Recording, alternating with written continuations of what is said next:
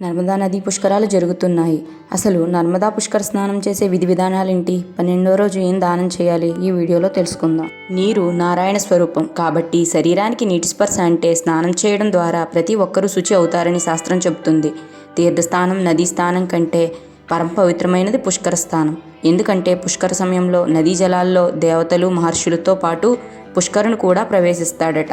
పుష్కర స్నానం చేయడానికి నదిలో ప్రవేశించే ముందు నది ఒడ్డున ఉన్న మట్టిని కొంచెం చేత్తో తీసుకుని నదిలో కలిపి అనంతరం స్నానం చేయాలని పండితులు చెప్తున్నారు. అలాగే స్నానం చేసేటప్పుడు ముక్కు మూసుకుని 3 మునకలు పూర్తిగా శిరస్సు మునిగేలా వేయాలి.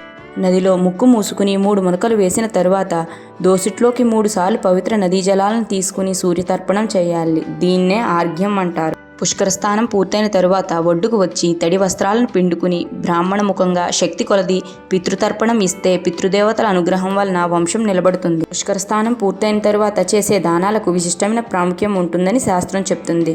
ఇందులో భాగంగానే మొదటి రోజు బంగారం, వెండి, ధాన్యాలు, 2వ రోజు వస్త్రదానం, ఉప్పు, రత్నాలు, 3వ రోజు బెల్లం, పండ్లు, 4వ రోజు నెయ్యి, నూనె, పాలు, తేనె, 5వ రోజు ధాన్యాలు, ఎద్దులు, నాగలి, 6వ రోజు ఔషధాలు, కర్పూరం, చందనం, కస్తూరి, 7వ రోజు గృహదానం, శయ్యదానం, పీఠదానం, 8వ రోజు చందనం, కందమూలాలు, పూలమాలలు, 9వ రోజు పిండదానం, కన్యాదానం, 10వ రోజు కూరగాయలు, సాలగ్రామ దానం, 11వ రోజు ఏనుగు దానం, 12వ రోజు తిల అంటే నువ్వులు దానం చేయాలి. పైన చెప్పినవన్నీ యథాతథంగా చేయలేని వారు ధన రూపంలో బ్రాహ్మణులకు దానం చేయవచ్చు. పుష్కర సమయంలో ఆడపడుచులు సుమంగళిగా జీవితాంతం ఉండాలని కోరుకుంటూ నదీమ తల్లికి చీర, రవిక, గాజులు, పసుపు, కుంకుమ, పుస్తె, మెట్టెలు వంటివి సమర్పిస్తారు. ఇలా చేస్తే అన్ని పనుల్లో విఘ్నాలు దూరమై సకల శుభాలు చేకూరుతాయని విశ్వాసం. అలాగే పుష్కర సమయాల్లో నదులకు హారతులు ఇవ్వడం కూడా మన సంప్రదాయంలో భాగమే.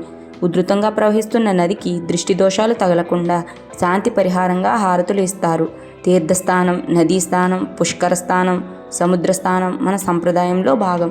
మన సాంప్రదాయాలను మనం పాటించి మన పిల్లలకు వాటి విలువలను తెలియజేయాలి.